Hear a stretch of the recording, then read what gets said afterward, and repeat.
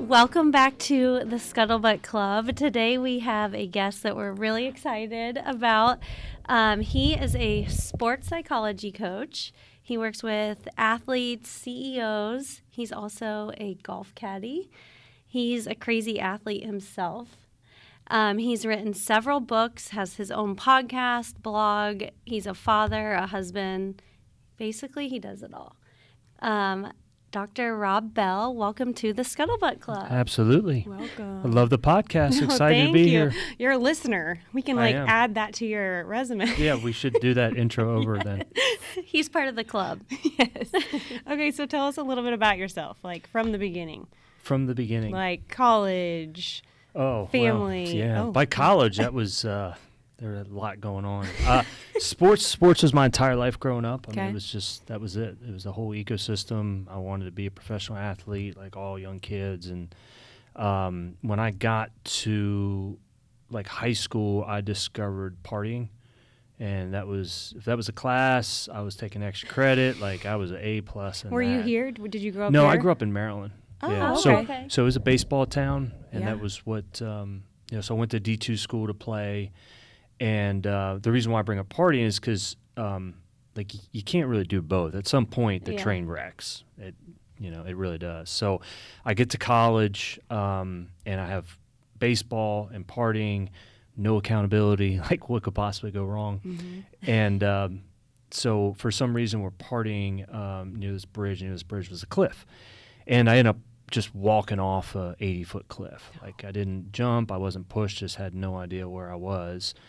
And I always tell my athletes I'm working with, I say, you live your life any way you want, but trust me, nothing good happens after midnight. Yeah. So this was after midnight. I'm laying at the bottom of this crevasse, but like broken my arm, but I'm conscious during the whole thing. You know, I hit once, and then I'm just laying there. And so I broke my arm, fractured my back, big gaping head wound. And but I'm conscious, so somebody is able to kind of climb down there. They have to crane me up out of it. They take me to the hospital, or my mom's a nurse. She's the she's the oldest of 9 Catholic family. This happens on a Friday. I'm back to school on Monday. And now I'm that guy. I'm walking around campus. Well, I'm limping around campus. I'm that guy. Like, oh my God, that's the guy right there. I mean, it's a 7,000 student body. Uh-huh. So it's like that's like not that big. Like a headline. And it was a headline. You know, man falls off cliff. You know, survives. So then, but now I'm that guy, and then coach was like, God was looking out for you, but you're not going to be playing baseball here. So hinge moment, right? Like that was it, and that was like the way. And depending on the podcast I share it with, like I didn't get my act together because the way you deal with emotional pain is you just keep covering that up. So I covered it up with just still partying, right? And after that you did? Yeah, I mean, what else am I going to do? Now I'm lost. I have no sports. Mm-hmm. And sports is the way the athletes cope with life, too. So we can always kind of talk about that topic. But I was fortunate enough to find the first psychology class. When I took the psychology class, if it wasn't for falling off, I probably wouldn't have taken that psych class. But once I took that, it was tattooed in my heart, my soul. This is what I want to do. Now I want to work with athletes, coaches, and teams, helping them perform their best when it matters the most. And didn't know what that path looked like, but I was like, some way or another, I'm going to merge this. Mm-hmm. So it ended up being a blessing. What were you majoring in before that? Well, like pre-physical therapy. Oh, okay. And I was like, because I was intelligent, but I never studied one day in high school. Why study and try to get A's when I can just get straight B's and not do anything? Yeah. Like just coast through. Yeah. But that doesn't work in college. Right. And I was taking biology classes. I was like, I have no idea what is going on. And so this is going to be very short-lived. Yeah. And then, but that happened in the fall semester, and then I finally got my act together. But that hinge moment. I made a commitment to myself that if I ever get a second chance at life, I'm going to go all the way. Like, I'm not going to blow it again. Because I knew I'd blown it, and that was painful. Physical stuff repairs itself, but it's the emotional damage. Mm-hmm. And then I went to grad school at Temple University, then went to University of Tennessee, and then started working with athletes and just always knew what I wanted to do. But it was when I got to grad school where it was like, I read all the books before I got there that I'm going to need to read. Like, I was all in. Yeah. And yeah, then really started training hard with like marathons and the whole discipline piece. Like I just wasn't gonna. I was living in Philly, Okay. and I was so disciplined at the point that I wasn't gonna even eat a cheesesteak. Like I'm not gonna eat a cheesesteak. Now, of course, like because that's how like the discipline. I mean, you can take discipline as far as you want, but it's like, yeah, just wasn't gonna be out work. Gonna make sure that it worked. And then it just kind of like took off from there. Like University of Tennessee, graduated, doctorate, started working with golfers. Was a professor then at Ball State for about 5 years. I was gonna say, what brought you back here? Yeah, so it was being a professor. Like I Not wanted to back, make what brought money. you here? Yeah, right. Working with golfers, it was what I wanted, but I mean, I needed to make some money. Yeah. And so my boss had like submitted my information. They contacted me and said, hey, do you want to like run the sports psych program? So yeah, great. And so from 2006, 2011, was run the sports psych program, and then I just wasn't happy.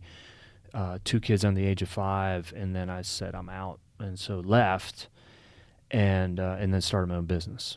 And so, I never wanted fear to always get in the way. Like whenever I encounter that, like everything we want in life is on the other side of fear, so I wasn't going to let that get in the way.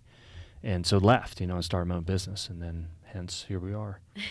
Yeah, That's amazing. Yeah, and then written 8 books on mental toughness, Yeah, worked with so many different athletes. That is yeah. wild. Yeah. Do you ever sit back and think that's crazy? I don't. I really don't. You should. That's good. It's, Look at it. Yeah, I know. I mean, I know it's hard to give yourself praise. I don't look at it like that. I mean, it's a weird thing. Like even with pro athletes, very, very successful, they don't look at themselves as success. It's strange. So, I mean, I just look at, hey, maybe, what's next. And that's the part, like I got to work on my own mental game when it comes to that. But I'm always like, all right, how do we get better? Like, how can you say something different way? But what means a lot though is when people will read the books and let me know, hey, this made a difference. Like I really like this part, and like that means a lot. So. Yeah, you're impacting a lot of people. Well, thanks. Positively. Yeah. Okay, so you just mentioned this a little bit, but can you tell us who you work with? Like, can somebody hire you now to be a sports psychology coach for them? Like, who do you work with, and what kind of services do you offer? Yeah, so I've got my my business model. So I've got my pro athletes. I'll have my collegiate athletes, and I'll have some high school athletes. I just don't have the bandwidth a lot. And then, so I do a lot of speaking as well, and then I've got my corporate clients. So since when COVID hit, that threw the world into a tailspin, especially for executives, and they started reaching out to me. And executive coaching, I love that. We can talk about that. But then I've got an assistant that will take like a lot of the high school athletes. So anybody that contacts me, like we will get you fitted, and we will get you to where you want to go. So is a lot of that virtual, or do you travel a lot too? Yeah, it is now, yeah. I mean, I do both. Both. Yeah, Okay. But I like... It just depends on like what the person needs. Yeah, exactly. Okay, Yeah. that makes sense. And so, and then speaking, and then I'll work with teams that can hire me and bring me in and work on the mental game that way. Is there like a specific sport you are more involved in, or is it kind of all over? I mean, my pros are golfers, but I mean, I've worked with pros, tennis. I read your blog about Rory. Oh, you did? We all watched that. And yeah, that was awful, wasn't it? I mean, I was literally speechless, man. I felt so bad. I saw he put out a thing. He was taking a couple weeks away from the game to. It was regroup. smart, right? Yeah, it's very smart. I think so. Yeah, it was very, very painful because I like Rory. I've met him. I've got him a copy of the book. He's a great guy, great ambassador. And even at that level, you can choke. Yeah. I mean, that's a Hall of Famer, first ballot Hall of Famer. He's won multiple majors, and even he choked. And the reason why he choked is because the moment gets too big. You focus on the outcome, what it means, it's going to get too big for anybody. And that's why it's like you just have to be so focused on your process and what you're doing, and you have to be rooted in your why. It has to be, he has to just do it for him. I think the picture gets so big, I think there's a lot of people he wants to do it for as well. and yeah, got really too big. stick it to those live guys. That piece too, right? And usually you would think that would drive him to do it. Yeah. But I mean, when you're 496 for 496 of putts inside 3 feet on the year and you miss, read that. yeah. But then I kept thinking of like everything going on in his personal I life. know. Like, do you It's a think lot. that creeps It's a lot. in? And Yeah. I'm sure. How could it not? Right. And that's the thing about sports is it's that moment. You have to be able to master that moment. In life, let's say we have a bad day. Well, we have tomorrow. We can kind of come back, right? Yeah. I just had a bad conversation. I'll apologize to that person. In this, like, no redo. Mm-hmm. And that's the part of, I think you had some bad thoughts kind of pop in the head at the wrong time. Like, what would you tell him between now? What's next? Like the Scottish Open? Is that Yeah. what they have? Like, Yeah. Scottish Open, then the Open Championship. Yeah. Okay. Like what would you tell him, So or what do you think he's doing or should be doing between now and then? So, like, I'd send him a message, and like a little video message. So he'll get that's that at the nice. Scottish Open. But the main thing, what Rory has to do now, you don't have to, right? Like, you can do anything you want. Yeah. But in terms of advice, the one thing that will shed this is if he wins the Grand Slam. It's the only thing that he can do now that will overcome this. And then what happens, like at the U.S. Open, will become sort of like part of the story. Mm-hmm. So he has to win the Masters. And once he wins the Masters, now he's only one of 5 golfers to ever do that. And now he's in the elite company where you can't touch the legacy, so to speak. But I think we get into it so much. It's like legacy and all that. I mean, he can win other majors, but he's got to win the Masters. To shed. No pressure. And now, right? Now you got one shot every year to do it. Right. If he wins the U.S. Open, he gains some. Because I've always been a staunch defender of him. Because I like him. He's a good guy. A lot of them aren't good guys, but he is. So, and not saying they're perfect; they all make mistakes, but that's what he has to do to overcome any kind of criticism. Okay, not only do you work with athletes, but you're an athlete too, right? Yeah, I think. Kind of talked about this. Yes, but I think everyone's an athlete. Our office is just different. Okay. Oh, I like Yeah. that. Yeah, because we compete, and you're competing against the Yeah. mind, the most powerful opponent that there is. But can you talk to us about training for your ultra marathon? Yeah, sure. Like That is- mentally, like going into that. Tell Yeah. us how you. Wait, do first of all, that. how did you even decide, like, I'm going to do that? So I'm always, I'm an all-in guy, so I'm all in, or, I'm either going to do it and do the best you can, or I'm just not going to do it at all, which is good and bad. And, I got an addictive personality. I just want to be all in on something. So, like, you set a goal, like, okay, we run marathons, great. How fast can you get? Master swimming events. Well, let's do an Ironman, right? So, all right, we'll do an Ironman. And then what's next? So it's always kind of like, what's next? And then it's like, well, let's do a 50K ultra, 50 miler, and then 100 miler. There's 200 milers that are out there. Oh my word. But that's like 5 days. So there's different challenges I'd rather do. training. Yeah. And so that's how I kind of get into it. It's just you set that goal, and it's like, okay, well, I'm going to do it. Like I said from the beginning, right? Like, I'm not going to let fear get in the way. And I think fear kind of keeps us from that. Like, what's your mentals like during those long trainings? So that is the part that I find to be most rewarding and like learning about yourself. And that was where like that one came from, was it's all in the training. Like, can you be disciplined enough to just put the training in? So if it's like people say life's not a sprint, it's a marathon, like, I think that's a bunch of shit. Because I've ran tons of marathons just in training, Yeah, just in the That's training. true. So like there, I had 16 different training runs, 24 miles or more on trail, and I threw up in like 13 of them.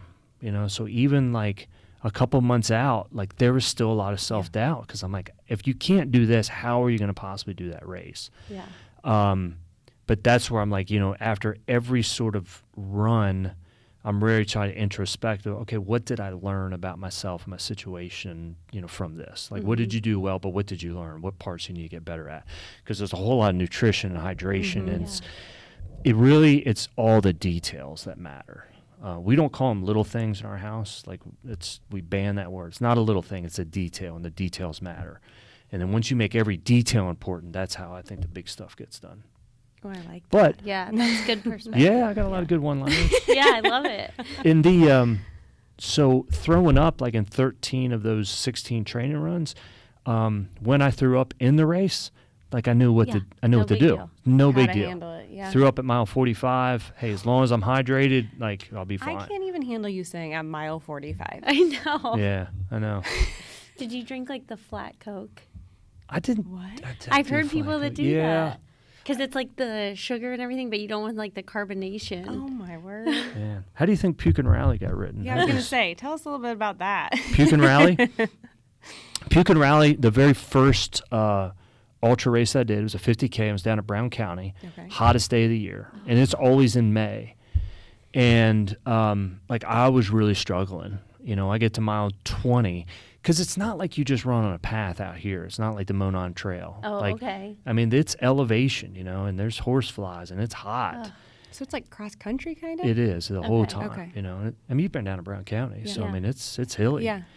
And I get to mile 20. I'm going to see my family at mile 24. I get to mile 20, and my body had now gotten into shutdown mode, right? Like you're redlining it. Like if you're driving the car, all the red lights are going off. So I need something that's going to make me feel better. So when you show up at these ultras, like at these aid stations, there's just smorgasbord of anything you want, really. It's like a tailgate without the alcohol. Uh-huh. I think maybe there is even alcohol there, like for some of the crazies. So I set right away, and I'm like, all right, I'm going to have some of those pretzels, and then some of those potato chips are going to be good. Let's have some of that trail mix.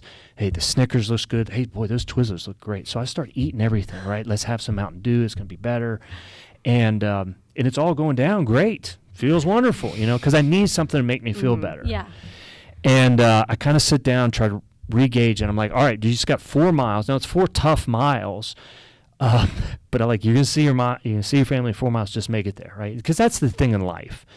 You just got to make it to the aid station. Just make it to the stop sign. You don't run a marathon. You run mile 12 of the marathon, and so I'm accustomed enough to knowing just because it sucks right now doesn't mean it's going to suck later. The problem with dehydration, though, is once you get dehydrated, you can't catch up from it. Yeah. You can't catch up. And so I'm able to somehow, like, I make it to mile 24, but they had even come down like these hills looking for me because I wasn't On pace. On pace, no. People are passing me and shut down. I'm like, I'm in a tough spot. Get up to the aid station, and they're looking at me, right? And they're like, man, like you're not looking so good. And I'm trying to get like an IV because they've got. They Do they have do that? that? I was going to say, Well, do they they'll do that? have medical personnel, Yeah. Yeah. but you got to work that system. If you do an IV, you're out of the race. Right. So I can't do it. Oh. Right. I wanted to. So the sky, though, opens up. It starts pouring down rain. I mean, pouring, not just a sprinkle, just absolutely pouring. So everyone kind of retreats. My wife and kids are there, so we just go to the car. So we go to the car, and by the time we get to the car, like I'm opening the car door. It's pouring down rain, and I'm in the back seat. Open the car door. I'm puking. Shut the car door, and then looking at my kids who are like freaking out. Little kids, no idea like what's the matter with daddy. And so that happens like a couple minutes. I'm trying to tell them like I'm okay. My wife comes back and she gets in the car. And it's like if you were outside for like 10 seconds, like you're completely soaked. It's that type of rain. Yeah. And she says, I pulled you from the race. And I said, there's nothing I could do from this. Like I couldn't argue. We had a cabin down there. We went back to the cabin. Still pouring down rain. And they go out to lunch. Like I'm trying to take a shower. I've got like the dry heaves. Like I'm not in a good spot. Like nothing stays down. And I pass out for a little bit. They kind of come back from lunch, getting something to eat, and now I'm awake. And probably 2 hours have passed, and I'm able to like drink some water, and that stays down. So then I have some more water, kind of get myself back, and then I have like one of those chicken fingers that they brought back from lunch, and that stays down. And then once that stayed down, I went back in, I woke them up, and I said, get back up, we're going back to finish the race. Stop. And I told them, I said, we didn't come here to paint. I said, we came here to do a job. We're going to finish this race. And so they took me there right where I dropped off. I checked back in. They said, well, you dropped the race. I said, yeah, I know, but I'm checking back in. And they said, okay. So you get back in the race. I end up finishing the race. And that, hence, puke and rally, right? So no matter how bad the situation is, it really just matters, like, what is the ultimate goal? So, like, heading into the 100-miler, I'm not saying this is the right mentality, but I was going to die or I was going to finish the race. Like, it's that simple. And that's the way I look at it in life. It's we dabble in, and then we rely on too many other factors to go well, when if we just have it in our mind that success is the only option, like burning the boats or whatever that is, you will be successful as long as you stay in the race. And so I think life's a game of attrition, right? If as long as you just keep moving, you're going to have a lot of setbacks. It's going to be very painful, but as long as you keep moving, you will be successful. Yeah. And that, I just know that to be true. Yeah, And I then feel like that translates over everything too. it is. You know And what that's I mean? why it's like, it's not about the setback, it's about the comeback. It's always about how we respond to those major setbacks and pain points that happen in life. I always feel like they say, like, success doesn't look like this. It's like up, down. You know Right. what I mean? Yeah. Like you said, setback, comeback, setback. And it's easy to look at, and it's easy to see it and be like, yeah, absolutely, and but it's only when you're going through that you have to get back to, well, why was I doing this? What's the meaning behind it? Because we got to have. I'm a big believer in finding meaning in your suffering. Like, whatever you go through in life, there's got to be meaning in the suffering. Because when you make it out on the other side, there's a different problem, right? There's a different issue. And if you have something to kind of go back on, like I'm stronger because of going through that. Yes. Yeah, you can't ever relieve every issue that's going to happen in your life. Yeah. You just got to figure out how to deal with it. And then you know that, hey, this too shall pass. Yeah. Yes. Good or bad. Yeah. Yes, that's true. Even good. My husband always says, like, you can never get too high or too low, because Right. things are always going to change, and there's always going to be something, even if everything's going great, that's eventually going to end.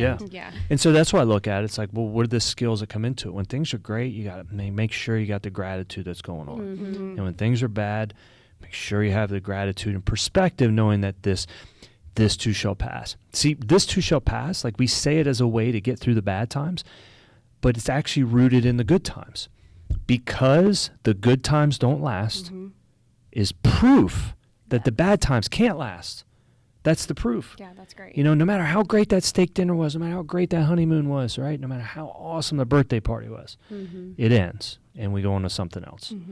So that means then that no matter how bad your situation that we're going through is, that will end. Yeah. I think it's just has hard to. to see it when you're in it Oh, sometimes. 100%.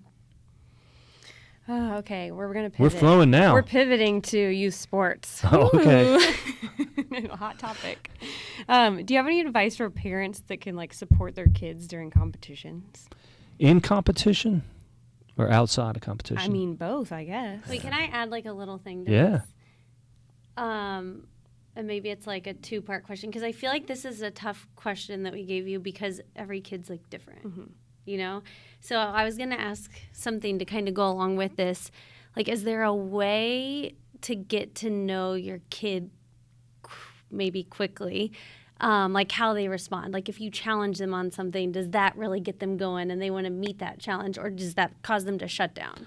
Yeah, it's a good point, right? Yeah. God, now that's even a harder question. Sorry. Can I go back to the original question? Yeah, go ahead. No, Original. it's fine. It's I mean, I wrote "Don't shoot on your kids, build their mental toughness," because I feel like parents needed sort of a guidebook in terms of what to do and what not to do. I think it's more of just knowing what not to do. Be perfectly honest, right? I just think we as parents, number one, we know where the bodies are buried. We know how difficult life is. So we kind of have an answer sheet. But they don't want the answer sheet, and they have to be able to figure it out on their own. Yes. So I always think we have to understand, all right, why do I want my kids to participate in sport? It's a very, very important question. And so if it is this part of, I want them to experience communication, leadership, I want to develop confidence, physical activity, I want them to get a skill that they can, apply, then that's why we want to plan. So you got to allow that process to play out. Hey, man, this coach is being unfair on my kid. I get it. We have to, these are the debriefs that we got with our kid, right? We get the test first, and then we get the lesson afterwards. Yeah. And so that's what power I've always looked at in terms of that, and even knowing your kid. It's being able to ask the good questions, try and just what parts do they get uncomfortable with, and what are their strengths, and I think it's always being able to apply on their strengths, and then, being able to work on the weaknesses, the shortcomings. So I always just think it's getting back to that question, why do I want my kid participating in sports? And then asking them why they want to play. Right. Too often, and I love the podcast with Scott that you had, the episode. Too often we just look at sports as organized sports. So I'm all about playing multiple sports. It gets difficult on us as parents because we're trying to move them everywhere, right? Yeah. And it's like, whatever happened to backyard sports? Right. That's still a sport, right? I mean, we're playing pickup basketball. That's still a sport. Hey, we're going for a run. That's a sport. We're playing dig a hole. I love that sport, right? Yeah. Because now, and then that's the thing about organized sports that's different from than just backyard sports. Backyard sports, you got to be creative. You have to, I mean, we've played multiple tennis matches in our driveway, right? Because we're setting this up, and now we're playing with a balloon, and this is going to be out, and this is out, right? And you can't bounce, or and now you're working on creativity. Yeah. That's the best part. This bottle cap's going to be second base, right? Yeah. This glove is, and then when you see kids just doing it on their own, like at the park, and they're just playing, there's no parents around, like I will stop and just watch because I'd love to see that. That's my favorite part because it's not organized. Yeah. You don't have coaches joysticking them, telling where they be. You don't have parents yelling at them, and they're just playing, and time stands still. They're in the moment. That's what I look at. So it's like multiple sports.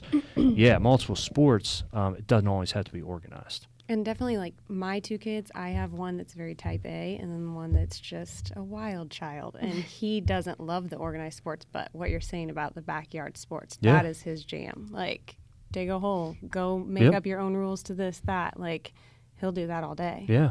And like American Ninja Warrior, like, when that was just coming up, take our kids, they'd have to create their own little obstacle course here. Yeah. And like take all the couch cushions off. Yeah. And, floor is lava situation, or like don't let the balloon hit the floor. Same thing, you know? Yeah. I think that's really good. Yeah, I love that. Okay. you mind if I add something? No, add So I can whatever keep you going. want. This is what I think frustrates parents, and it frustrates me, but this is what frustrates, I think, coaches, college coaches the most, and even beyond, is, so again, if somebody's playing at college, even the D1 level, I mean, you're a great athlete, but what happens is they lack the ability to problem solve. And that's what frustrates coaches the most. Hey, when they're on, things are great, but when stuff starts to go bad, they can't adjust. Why is that? Because every step along the way, we were telling them what to do. We were telling them what they need to do. Okay, we just got to go see this guy for the lesson, and then you're going to be fine. Well, sure. But it didn't teach them the ability to problem solve. And that's why I'm such an advocate of sport in general, is because you got to be able to figure this stuff out, man. Yeah. We say that all the time, like, even when they're building Legos, and it's like, I don't have this piece. And we're like, well, you got to improvise. Right. You know what I mean? You got to figure it out. I can't tell you how to do everything. And even, or like, I'm bored. When they say I'm bored, I'm like, oh, yes. Put them to work. Let's go. Yeah. You know what I mean? Right. Figure it out. I can't wait for you to be bored. Yeah. And sometimes, too, I think those sibling at their throats arguments, that's great, too, because of the problem solving. And, you might get annoyed and whatever, but sometimes I'm just letting it go. I'm staying out of it. I've been doing that with Summer. They're at each other's throats because they're with each other all the time. But I've been noticing that of, at what point do I step in? You know what I mean? Because they got to figure it out. Yeah. I don't know. I'm not going to let them, like, punch each other, but Yeah. might get close. Find out what happens, I guess. Okay, I love when you said it's not about working harder or even smarter. It's about trusting more. Yeah. Can you elaborate just a little bit more on that and how we might be able to implement that with the younger athletes? Yes. So when it comes to the mental game and mental toughness, resiliency, grit, whatever you want to call it, motivation, discipline, perseverance, it's all the same. It's all just the building block of the mental game. So if you look at any type of clip that's out there, one way or another, it's just touting the motivation piece, right? Just work harder. Yeah. You know, if you want success, like you want to breathe, right? You will be successful. I totally agree. Like that's, but it's just the baseline of mental toughness. So if you're building a house, it's just the foundation. Yeah. It does not tap into a kid's belief in themselves. It doesn't tap into your ability to stay focused on the goal. It doesn't, and it certainly doesn't deal with your ability to let go of mistakes. Mm-hmm. So, and I mean, I challenge the listeners. I mean, just go Google something. It's going to be just on motivation. Mm-hmm. So how bad do you want it? And so I look at like the trust piece as the reason why I think coaches always talk about the discipline piece is it's simpler. I'm not saying it's easier, but it is simpler to address that. Yeah. Because it does take care of a lot, right? Yeah, you do just have to work harder. But working harder works until it doesn't work. And what's underneath it all is we just don't believe in ourselves, right? You just don't have confidence in what you're trying to do. Because if you did, then I tell you what, motivation takes care of itself. You're going to work a little bit harder. You know why? Because you know that you're going to be successful. Mm-hmm. It doesn't necessarily mean you're going to be successful in this arena, but you will be successful in life. So that's the part where I keep them looking. If you treat somebody as they are, they're going to remain as they are. If you treat them as they could be, they will become that. And when I look at every athlete that has an obstacle to overcome, I look at trust and confidence as what is underneath it all. They just don't believe in themselves enough. And then you got to peel that back and say, well, who told you this, right? Mm-hmm. Like kind of Adam and Eve, right? Who told you were Where naked? did that come from? Yeah. And there were very instances of unfortunately a coach said, you know, you're not going to make it. And it just stuck. And they believed in that. Yeah. And that found its way into, the inside out analogy, right? It found its way into a core memory, Uh-huh. and that's there. So it's like we're always getting back to the confidence and belief and trust in yourself that it is going to work out. We don't know how this is going to work out. And I tell my kids, it all works out in the end. If it hasn't, it's just not the end. Yeah. But you just got to keep believing in your process and what you're trying to be doing. Mm-hmm. And the other skills take care of itself. I just think sometimes it's hard for like kids, especially, to see that picture. Yeah. You know, at a young age, they don't have as much life experience. And Right. And that's where then a lot of times it's important for us, I think, to have these conversations, to try and show them models of what could be possible, and for them to, start developing that self-worth, Yes. their identity. It's outside of sport. Your identity can't be in the sport. Yes. It can be part of it, but it can't be in the sport because it's going to get wrecked. I'm probably going to totally mess this up, but my 5-year-old daughter went to Fisher's girls basketball camp last week, and at the end, the coach brings everyone in. It was like K through 8th, and I can't remember exactly what they said, but she would say something, and they would repeat after her, and the first couple sentences were something like, basketball is what I play, it's not who I am. Yeah. And I loved that. Was that Coach Votal? Yeah. Yeah, she's awesome. Yeah. It's like, I know who it is. Yep, absolutely. And because she gets it, you know, Yeah. she absolutely gets it. Yeah, I really liked that. And the reason why is because even winning, no matter how great it is, and it's what we want, it's fleeting. Yeah. Mhm. It's not going to Yeah. fulfill whatever that hole is that we have, which is the security piece, and it's and you see it all the time. And there are a lot of successful people that are miserable because they weren't rooted in their identity was rooted in their performance. Yes. That's so good. Not the process. Yeah. And I raised my hand with it too. I admit it. I mean, for me as well, it was that for many, many years.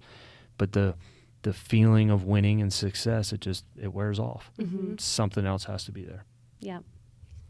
Okay, how can you create mental toughness in kids that haven't grown up with a ton of adversity? I know this is a tough one. I know this is tough. So mental toughness, a lot of You can times. just say pass. Oh, I can. Sure, oh, if okay. you want Yeah. to. What was that game show where there was like pass? Yeah. What was that? It was a word Yeah. and game, right? Yes. Don't you have to like describe it? Yes. Yeah. And they can say pass. Like- Do you really want to pass? We can pass it. No, I can do that I'm like, one. we can. Well, I feel like around here too, we don't see that all the time. And I feel like a lot of kids are easier to give up or to quit. Yeah. So this is what I look at. So mental toughness, it's caught more than it's taught. I try to teach it, but there's going to be these instances that come up that adversity is going to reveal you to yourself. And so we as parents, I look at a couple different scenarios that we do. One, I think having them work is important. So even if it's like, I want you to take ownership of, like, you vacuum the carpets. I want you to do this well.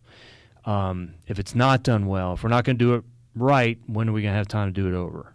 My kids hate that one, right? Oh, I if you're love not going to that. roll the hose up right, we got to do it over, right? Yeah. And so, but I need them to take ownership of it. So they have to take ownership of something that belongs to them. And I look at that as, let's say we're going to participate in sport. You're signed up for sport, and you commit. Now you committed to the team. So what that means is you're making these practices. You're not going to be missing games. You got the birthday party. I understand. I got in a big argument with the strength coach about this too, right? A 12-year-old kid said, well, he should be able to go to the birthday party. I said, I understand. It's not my kid, right? You can do what you want, but what are we teaching them? They signed up for the team. They made the commitment to the team. Is that no longer valid, right? So it's like you say what you're going to do. And I look at that as like, okay, well, what are they teaching now? They're learning that I make a commitment to something, I'm going to follow through with it. That my word means something. That when, and this can be done at any age, that we're going to pack your bag for you, right? We're going to pack it together, and now you're going to pack it. Now what they've got, now they're taking ownership of, I'm in charge of this bag that I'm going to be taking to practice. And I guarantee you they won't forget, like they never forget their hair gel when they go on, leave, right? Well, why are they going to forget their glove or their cleats? Once they forget it, they're never going to forget it again. Because what we've done is now we've allowed them to take ownership of their involvement And don't in bail sport. them out. Yes.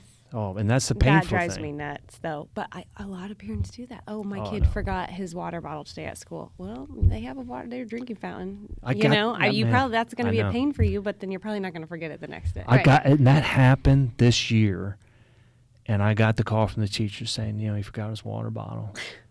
And Cool. and I was busy and there was no option, so I was like, I'll see him that at happened 3. yesterday at camp for Yeah. Jones. But here's the thing, and that's a painful lesson. We don't want them to go through it, Right. but they got to learn it. Right. Yeah. And now that's an adverse situation. Hey, we have the conversation. I'm not mad at you, Yes. but what did you learn from it? All right, what's going to be a way maybe you don't forget it next time? Have it filled up and in my bag the night before. Okay, great. That's what I do with my gym clothes, right? So I don't have to be looking for them in the morning. Not always, but so I mean, those are a couple of the things, Yeah, right? It's having like them take ownership of take things. ownership of it, Yeah. man. This is yours. And once they take ownership of it, they take care of it better. If sneakers are always given to you, you just don't appreciate it as Right. much. When you buy the sneakers, Yeah. you're not getting those things dirty, right? Mm-hmm. And those are a couple of the facets to it, And then I think it's just always trying to point out the things that they did well. Now you're building that confidence muscle, and then we work on, are you able to let go of that mistake? The reason why I love sports so much is because it's not like I ever want a 13-year-old striking out with the bases loaded. It's very, very painful. Happened to Rory McIlroy at the U.S. Open, right? I mean, he misses at the biggest stage ever. But you have to go through that in order to understand that life is still going to go on. It sucks. It's not any fun. But now what? The now what question is big. Now what? Are you going to work harder at it, or does it not mean that much? It's Because if it almost doesn't, like a cool opportunity. it is. And we get the test first, and then we get the lesson Yeah. afterwards. Yes. Everything in life, unfortunately.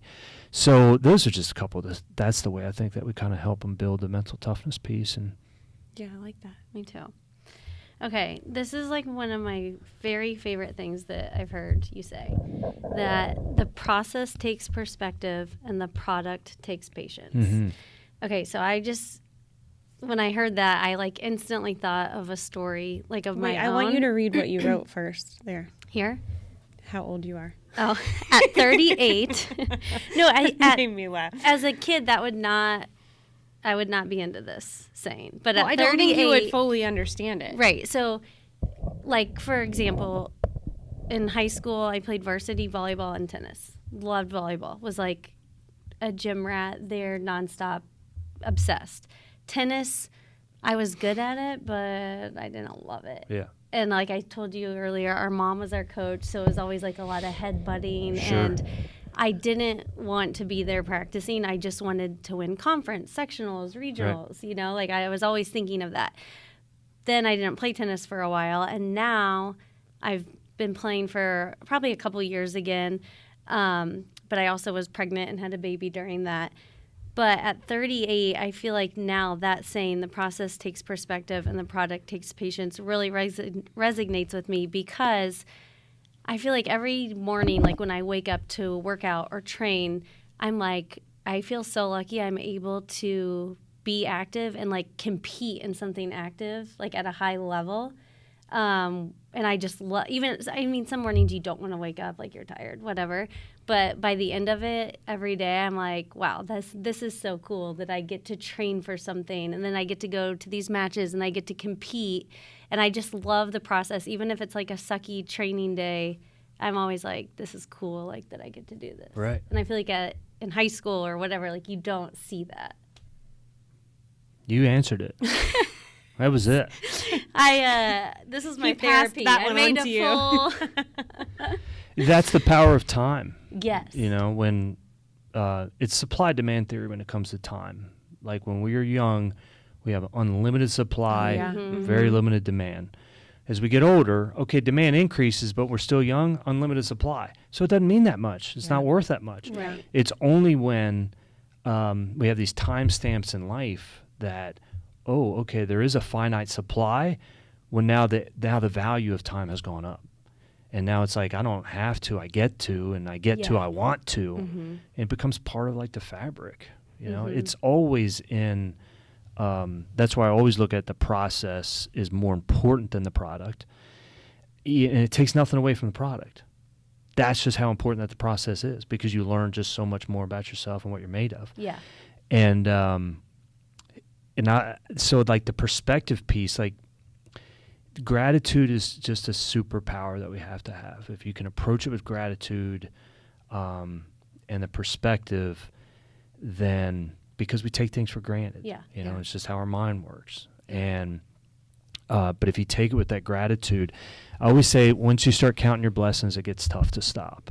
You start to get on this roll of I'm not focused on where I'm short, I'm focusing on where I'm adequate, you know, and then you can give to others, I think, from, you know, your excess. And so that's the part where I look at the process. It does take perspective. It's a perspective of not many people would say, you know, being at the trail at 6 a.m. to run 26 miles is fun, you know. But I look at it as I do get to do this. Yeah, it is, right. you know, and it's like I'm going to learn something about myself out here. I get to be in nature. I get to be quiet, still, and get after it, focus on my breathing, pray, all that. Well, that's a perspective, you know. And I think having gone through the near-death experiences, falling off the cliff, stuff like that, it was kind of giving me a second chance, a different life. And you only get one shot at this, you know, but if we do it right, once is enough. Yeah. And I just think too often it's like we kind of get in this cycle of not challenging ourselves enough, not putting ourselves out there. Just no going matter through the motions. Yeah, Yeah. because it's a safe place not to. Absolutely, You know what I mean? yeah. It's a comfort thing. Absolutely. And I feel like injury or falling off a cliff kind of puts that into perspective too. You Yeah. know? And what was the other part then? The product takes patience. Yeah. Yeah, everything we want is gonna take time. Yeah. Do you like Kobe Bryant? Yeah. We have like a sign in our house that we've had for probably like 10 years that says Mamba mentality. Oh, right. And I right. love that, and like now talking to the kids about that. And I stuff. want to say, do people not like Kobe Bryant? I feel like, yeah, people used to not like Kobe, like when he was number 8 instead of 24. Oh, yeah, that's right. It was a different guy. He was a different guy. That was a different person.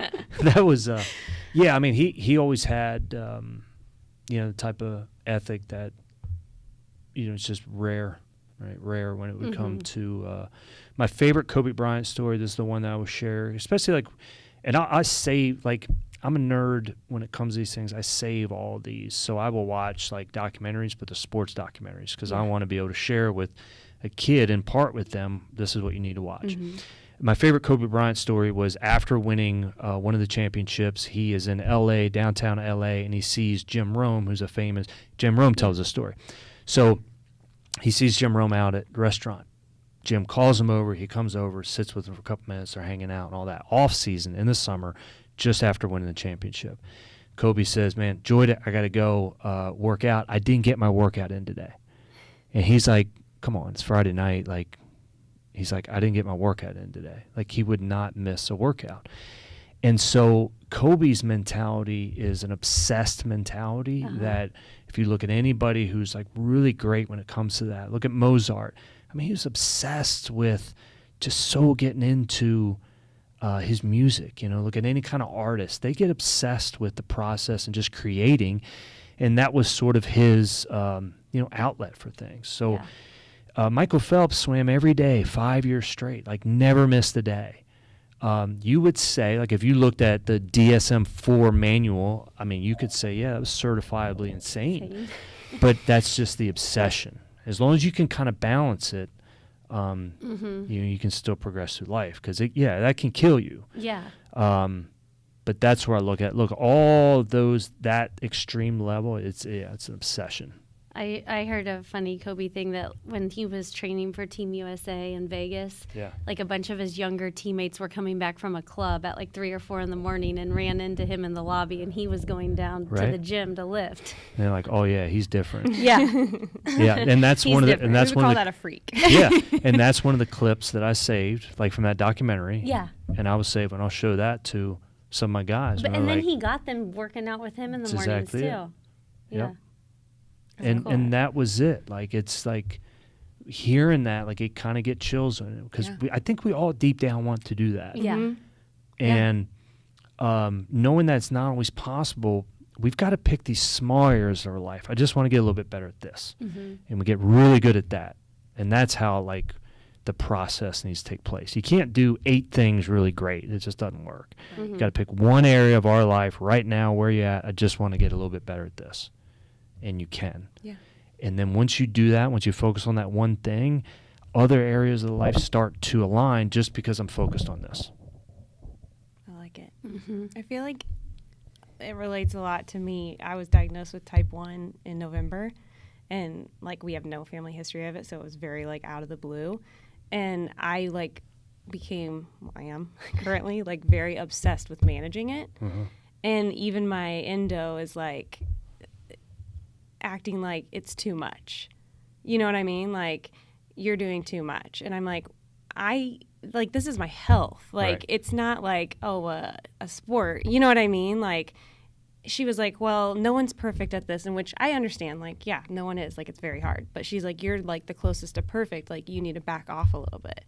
And all I think is you just want me to fail a little bit more. You know what I mean? It's not consuming my life or you're with me all the time. I'm still doing normal things, but it's I want to work out every day because that helps the sugars, and do all these checklists to make sure I'm in line. And I think you want to optimize. Yeah, I want to optimize myself when I'm hearing from my doctor of oh no, don't do that. And it's what?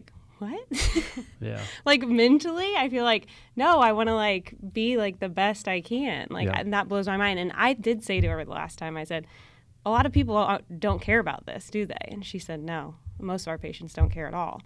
And I'm well, I'm not going to be that person. Exactly. So I'm sorry if I'm a pain to you, but for me, it's do I want my foot cut off in 30 years? You know what I mean? I don't understand how people can just be oh, no big deal. Maybe because it's the thing where it's not in the present, it's presently not going to affect you, but in the future is where it's going to come back to bite you. I give you permission. You be obsessed as you want about it. You just go keep doing what you're doing because it's awesome. Because then you're going to teach her. right? You would show her. Yeah, she asked me if I was a nurse the last time. I said, no, I'm not a nurse. Yeah. I just had this condition, and I became obsessed with it and learned as much as I could, and I can't understand why people wouldn't do that. You get the test first, and now the lesson comes after. Yeah. Yeah, but I give you permission. I love it. Okay, I have one last. Thank you for sharing that, by the way. Yeah. I have one last youth sports question for you. That I was asking a couple parents of kids that have like pretty good athletes that are different ages if they had any questions for you, and they both of them asked this. They both asked it? Yep, Okay. and they don't even know each other. Different sports. What sports, first off? Basketball and baseball. Okay. They are saying that they have a kid and say they make a couple mistakes in a game. Like, and they might say something like, hey, dude, like, what? You had a couple sloppy passes. What was going on there? And it's not their fault. No.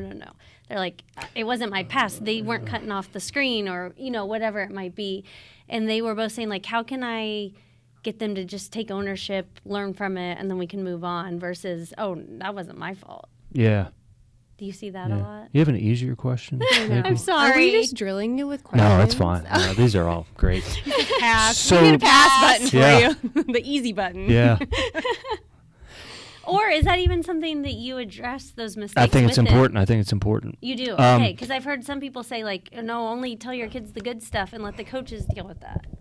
I mean, so as parents, it's all based on love, right? Yes. I think we have to have these conversations. When it's based on love, when the coaches are based on love. I heard this one. It was a good one. It was like love doesn't always feel loving. And it's true, Yeah. right? Yeah. It's like I do these Like things. tough love. I Yeah. mean, You're not going to be running across the street, Mhm. right, without looking, Mhm. right? And that's because I love you. Yeah. So this is coming out of love, and they need to take ownership of that. So back to the original point, the ownership. Mm-hmm. You're not taking ownership of it. Yes. At some point, it's not going to be you. It's going to be somebody else or somebody else, and then it makes it easier to do that later on. Mm-hmm. So the conversation has to be had, and the conversation can't be telling them, no, you need to do this, you need to own it. It's asking the questions. Well, why do you think that? Mm-hmm. Why do you think they should have been here? And they have to be able to verbalize it. They've got to be able to come up, and we got to create that space that this isn't going to be a one-point conversation. This has to be with, well, why do you think it was their fault, like on the pass, or whatever the mistake's going to be? Yeah. Right. And we have to allow that process to take place, and then they're going to kind of see, you don't need to say why you're wrong. You can just say, and this is the part where we've just got to be better as parents. I mean, better in terms of, look, we are more intelligent. I'm not going to say we don't learn from our kids. I learn more from my kids than I think they do from me, right? I learn more about them. But it's like, what's the conversation is like, it's interesting you have that viewpoint, because I thought they were there, and it's just opening a door to, we got to have the stressful conversations in non-stressful environments. When we don't have that conversation is right after the game. Okay. Yeah. Maybe that's when they said it. Do we got to have the conversation another time, but hey, I want to talk about this for a minute. Yeah. And it's a safe space, right? It's Right. like, I just, from my viewpoint, I thought that shot, you could have taken a better shot. I didn't think the turnaround jumper at the free throw line was a good shot. He was open. And so it's about having those conversations in non-stressful environments. Yeah. I think that's important. Yeah, I think too often, and I'm that not, heated moment Oh, right man. after. and Car I'm ride home. and I'm not good at that. I I'm not know. good at having those You got to conversations. take I your also- notes for later. I also think Yeah. as like parents, if we don't address it right away, it's gone from our mind too. Where because you got a lot going on. there's just other things. Sure. So it's like, okay, I got to do it right away. But again, like you said, that Yep. might not be the best. Yeah, time. and so then we Jedi mind trick 'em, Yeah. right? We're going to have this conversation, and you know what I'm going to do later? I'm going to make sure, and that's where like I've always got to write down the notes. I was going to say, put it in your phone or something. put it in the Yeah. phone. Yeah. And then the only thing I always hit them with later on, because we remember how the movie ends. I hit him with, by the way, you really played a great game, and I love that one shot. Like, instead of just telling them, I love watching you play. I do love that. It's great. I think we got to get a little bit more specific. I think we have to tell them, you really hustled back when that ball got turned over. Once you know how impressed that was, and you point out like the specifics of that's good. of like how they play. Uh-huh. But you're always ending on the strong note. Yeah. Always end on that positive note. I like that. And it doesn't even have to be in that same conversation. And then when you save up those nuggets of them playing well, and it's just not, I love watching play, you did great, that becomes white noise. They don't even hear it anymore. But if you can get really specific and end it with that. Do you focus some of those comments on like their efforts or outcomes or both? Well, it can be both. It just depends. I mean, the effort and attitude piece, it has to be in there. Yeah, because when they win, is there going to be a lot of like negatives that they have about themselves? Probably not. If they didn't, the one piece is, hey, we won, but I had a bad game. Okay, well now that becomes a really important part because what's more important, you playing well or the team winning? You know, because there's going to be both. I'm here to let you know it's going to happen again. We lost, but I played well. Well, okay, this is just about you, or is it about like the team, right? So it's like there's all these different like facets and variables that go with it. But I think good or bad, when it is bad, we still got to emphasize like that effort and attitude and the process. And now what? Okay, now you had a bad game. You didn't practice yesterday. Is this still important? And that's where it's like, how much do I hold them accountable to it? You have the conversations at the beginning of the season, through the season. Do you still want me to hold accountable? Is this making sectionals as a goal for you? Do you want me to hold you accountable, or you just want to go with it and do whatever you want? No, I want you to hold me accountable. Okay, what do you want me to hold you accountable for? Practicing every day. Okay, great. Now you've got a precedent that you can kind of get back to. Wait a second. You said you wanted me to hold you accountable, but you just had a bad game and you didn't practice. Where are we with this? Yeah. And then that's the part where I think it's just getting creative with that and how we parent. So stressful conversation, non-stressful environment, end with the positive. Specific. And it's multiple conversations and be specific. Amen. I love that. Yeah. We're just getting going now. I know. Do you think it's important for them to see you fail and make mistakes too? Oh, geez, no. We are perfect. No. Like maybe that helps. Like, oh, Dad's human. He makes mistakes. I think if you talk about it with your kid, that is important. Yeah. I think also what I'm finding is when I do mess up with my kid, addressing that. Right. Admitting, oh, I was wrong here. Yep. I'm sorry I yelled at you for this. Exactly. That wasn't how I should have handled it. You know what I mean? Yeah. Like owning up to that, and that's really hard as a parent. Absolutely. Yeah. Yep. Really hard. Yeah. I didn't know that you emptied the dishwasher. I'm sorry. I was short with it, you know. Yeah. And I just think those are the healthy conversations to have, you know. It's like if you don't communicate with them, they create the stories in their own head. Right. If you communicate with them, at least now you're kind of controlling the narrative in terms of, I want you to know, like, I made a mistake and I was short with you. It wasn't you. I was upset at this. And how 9 times out of 10 it's that, right? Look, that just kind of pushed me over the edge, but it wasn't you. I wasn't mad at you. I was mad at myself in this situation here, you know. So I think the conversations are really important. More communication. Yeah. All right. We'll stop asking all the tough questions. No, these are great. We have one more, though. These aren't that tough. This is my life. So our final question that we ask all our guests this, especially because you live around here.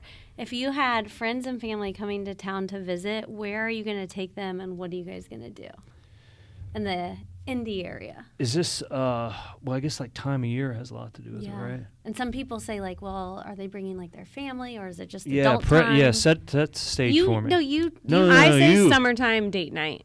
Okay. Summertime date night? Yeah, no kids. And is this couples? Yeah. Oh, geez, I kind of remember that. Oh. No.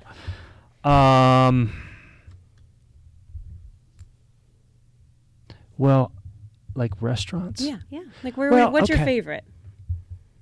I've got a couple of I favorites. love that this is stumping you. Yeah, but Everything else was a breeze. Oh, I know. Because I'm like searching the files, I right? know. Looking We back. put you on the What's spot. your just like go-to dinner spot? So we have a couple. Okay. For date night, it's Mateo's. Oh yeah. Love Oh, Mateo's. yeah. And we always do the same table there. I love Michelangelo's. And then, what is the Italian place that's on the way to Westfield, right off of like 32? It's there in the shopping center. I don't know. God, so good. So good. I love Italian. I'm a big Italian Okay. fan. I would say I I know what Michelangelo. that's called. What's it called? Oh, no. That's why I didn't want to. That's why I Like was just pausing. past downtown, Noblesville, on your way to Westfield? Yes. So Like past past. Brewburger? Yeah, it's past there. It's like past the Noblesville like baseball field. Uh-huh. So like right when you kind of cross over in wherever that imaginary line is. You've gone outside my bubble. Yeah, that is. Oh, Bubble. it's You so said it's in a good. strip mall. I know. Is it by the bowling place? Bowling Across the place. street from the Bowl 32 or whatever it's called. It is I think I can. before you get there. I think I can picture it. Yeah, but I don't it's know what it's before you- called. yeah. Okay. 'Cause there's like a Kroger over there or something, right? I'm trying to find it, but I don't have any service. Okay. It's so next, good. you had to tell us more. Oh, sorry. What else are you gonna do? So like, boy, I like Symphony on the Prairie. I mean, Oh, yeah. that's really fun. I like music. So I mean, any place with like music, I'm Yeah. gonna be about. And being outside, and then the summer, anything with water, gonna be great. So like Wolfie's, great place to hit up. Outside. Yeah. Other things. I mean, I just know, like, before the summer starts, we come up with a list. We ask the kids, like, Oh, what are the fun. things that you want to do? Like a little And- bucket list. Yeah, that we do kind of like every summer. So, like, Yeah. the Indians games are on there, like Symphony on the Prairie. They want a concert. We'll have drive-in theater. Like, that'll be one that we kind of do. Where's that? Down, it's like Tibbs, like downtown. okay. Oh. Just because we got to do stuff. Yeah. Oh, it is. It's Michelangelo's. No, it's past there. It's past there. Oh. I can't believe I forget. Domino's Pizza. That's it. That's it. Nailed it. That's all I got. Now it's like I've got to look at it. Okay, sorry. Um, That one up by that roundabout, it says Michelangelo's Italian Bistro. You sure? Yeah. Okay, I don't know. That's all I Phone got. a friend. That's all I got. But we have to. We've got to find it now. out. What was? While I find this, what was your all's answers? Ooh. Well, I already Salt know on hers. Geist. She loves salt. I love salt. Oh, Love. I don't know what I That's would a good do. place. I mean, we go to the concerts, so probably Ruoff concert. yeah. We're like big sports people. Any sporting event, we're probably gonna get tickets, and like that's where I feel like all our money goes. Like I'd rather go to a Pacer playoff game than buy a handbag. I know. I know. Pasta Italiano. Oh. Okay, add that to our list. So good. Okay. So good. And this is how I judge like Italian places. Is every Italian place we always go to, we always get the calamari, Okay. Mm-hmm. and again, great calamari. But yeah, it's a good spot. I mean, I just think that like, there's little idiosyncrasies of like Italian restaurants that like this We're is really a big nice one. like Italian family situation, but we think we can make it at home better. Oh yeah, But not the calamari. We're not No. frying that up Yeah. at home. So yeah. you'll have to go out for that. That's like one of the quests that we're on is always the world's best calamari. Oh. So far, it's been in Philly, like South Philly. Go figure. Do you still have family there? My family's from Maryland. Oh, Maryland. Weiss, Sorry, yeah. Weiss is Oh, from sorry. my wife's I'm like- family's from Philly. Oh, is though. she? Yeah, Oh, okay. yeah. So we'll go there every So year. where did you guys meet? At Temple University. Oh, and then she came here with you when you went Yeah. to Ball State? Yeah. Okay. Did you have the kids there? Or No, here. Oh, They're okay. native Hoosiers. Yeah. Okay. And this is home now. I mean, Okay, yeah. This is the best place to live, Love without a doubt. it. Okay, I have one more question. What's your favorite golf course? Oh no. Now he's really stumped. Like local? No, doesn't have to be local. Oh. Local oh, oh. and Well, we're members at Prairie View. Okay. okay. But and I love Prairie View. Purgatory is probably still one of my favorites. And then, like, big picture-wise, this is a course I played. Doesn't have to be. Doesn't have to be. Well, I mean, I want to play Spyglass, No, like we spoke about. That, yeah. There's a course in Alabama. It's called La Ocean. Very, very private. They're hosting now more events, but it was like the owner of like T-Mobile or something. Like he bought this course or Nextel. Remember that one? Yeah. Yeah. Mm-hmm. And so it's very, very private. It like you didn't even know it was there, but it was nestled. It was a great course. They would have like 4 tee times a day. Wow. Like so no one else was out there. And I just felt like it was just like one of the coolest experiences. You go golf there? Yeah. Oh, yeah. nice. Now they're hosting like college events, so it's getting a little bit bigger. So you kind of hear about it. But see, it's La Ocean. It was a cool place. Which is ironic in Alabama. I know. And there was mountains and all that. Yeah. Cool. All right. Well, I think that's. I feel like we're just getting started. Well, what do you want to Hey, talk you about? can come back anytime. Oh yeah, come Oh, back. we can do this again? Yeah. Means you got to read the books and then we'll I bring know it we back. will. Yeah, this was The fun. Hinge was great. Wait, okay, before we leave, tell Yeah. everybody where they can find your books. Oh, And, right. Like, we've subscribed to, like, your newsletters. We're Oh, big groupies over here now. thank you. So can you tell everyone else to become that? Yeah. How? Yeah. We'll tell If they them go to my website, it's just drrobbell.com, drrobbell.com. They can download, like, I've got Daily Focus Roadmap. Uh-huh. It's like 7 super fast ways to, like, win the day. I think the first hour of the day sets the rudder for the rest. That's usually, like, the easiest place. All my books are on Amazon, but my books are on there. the and website. yeah. We can link it too. And your podcast episodes are on the website. Mhm. And people can search through those. And Yeah, it's a Mental Toughness podcast. Yeah, it's really good. I liked the one I was listening to with the pickleball player. Dane Gingrich. Yeah. Yeah. Wrote Our the book. parents are big Are pickleball they? people. Okay. So I was like, I got to listen to this. Yeah. Tennis to pickleball. Yeah. He was a big sports psych guy and then but then was like kind of tennis and then played pickleball and then, yeah, he merged those worlds. Better It was a on really the good fit for him. joints. Yeah. Do you know I still haven't played? Pickleball? Can you We believe should that? take you out and play. I know. We play like in our parents' front driveway. Do you really? Oh yeah. They have It's- a net. They just wheel We out could there. tape the lines. I with know. Painter's tape. It's one of those things where it's, again, I'm all or nothing. Yeah. And I'm like, I have not participated. And I'd be great at it because I'm good at tennis, a good athlete, and I'm Yeah. good at ping pong. So, Yeah, there you That'd go. It'd fit right in with our family. Yeah. Big table tennis people. So you just whip out the net like in the Yeah, driveway and mhm. go at it? That's cool. Just measure the lines and Yeah. every See, there's time- backyard sports. There you Exactly. go. Right. Well, when you said that, made me think of that. Yeah, Yeah. exactly. Yeah, because the lines aren't perfect. There's always a crack we're hitting, and Yeah. If you hit the crack, it's a redo. yeah, See? you might run Now into we're- the now we bush get on the creative. side. Yeah, you never know what's Watch gonna out for the happen. bush. You know? That's the part I love. Yeah. I think it's so awesome. Okay, well No, we'll thank have you. you over to my dad's for Italian and some pickleball. All right, I'm putting this down. Or Varsity. write We'll this send one you down. a calendar invite. That'd be fun. Thank you No, so much. thank you for Yeah, having thank me. you. Anytime we'll have you back. You were great. See everybody next Tuesday.